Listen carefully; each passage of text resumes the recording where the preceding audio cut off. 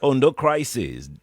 Deputy takes over as Akeredolu returns to Germany for treatment. At last, well, there's so many stories that are behind all this, but because they are not really authenticated, we can't bring them to light as such.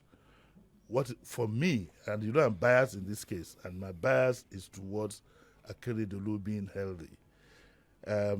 It was said that the president intervened. There must have been serious pressure on him, and then said that he should convey a letter to the assembly. And the chief press secretary has said they will do just that. There was something in some of the news, unconfirmed, that talked about electronic signature, which means that the gentleman is probably not even in a position to write anything or sign. And the story, if it's anything to go by, had also said that his son was in the meeting that they had with the president and things like that, and that as at yesterday, I think he would have been taken out in an air ambulance. That raised an alarm in my head. If that story is true, it means that this gentleman was in a crisis position up till this time. And what it also means, I think this is what I would recommend. I would ask the Akeredolu family, they must have a family, they must have an Oloriebi or whatever it is, to investigate the circumstances of this man. If his friends and associates can put pressure on the family, let's know what went on so that we can use this as a basis to rescue people. Now we're also hearing that his signature was forged. So we would like to know for how long, everybody, for how long was this man almost down and out? And until the president intervened, is not when you now want to fly him back to Germany. I think something sinister, actually has been going on there. I think something sinister has been going on there. And it's a pity. The lesson for me to young people, it might not be related, is that in determining your future, when you want to pick up a spouse, you've got to be very, very careful. Because, and I'm sorry to go this personal, and because it hurts me from my marrow, because when I hear something like some months ago that should Aketi die, in the statement from his wife, struggling, mentioning who she thinks should be the deputy governor, it was as if somebody shot an arrow at me. And when I see all these things, something tells me that this gentleman was, in the first instance, I repeat, given his condition, he's being treated for cancer, we hear, most likely leukemia.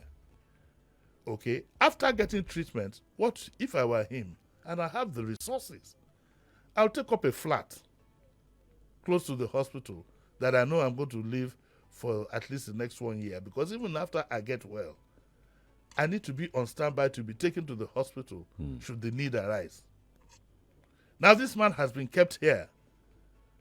Okay, only God knows, from what we can see, how long he was kept in a position where he actually should have been immediately rushed back. In fact, there was no point bringing him in. But we will let's see how it goes. What concerns me, and I'm sorry, I'm biased and I'm a human being. What concerns me the most is that this friend of mine at last is on his way for better treatment, and I hope he survives it. There have been reactions though.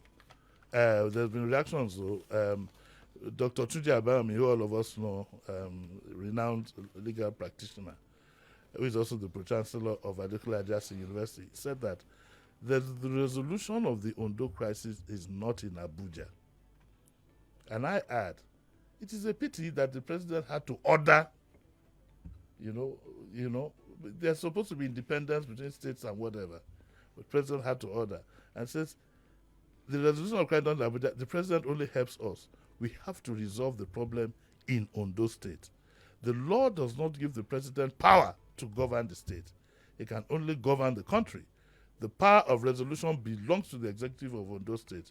We need to solve the problem. It is left for the leaders of Ondo State if there will be resolution or not.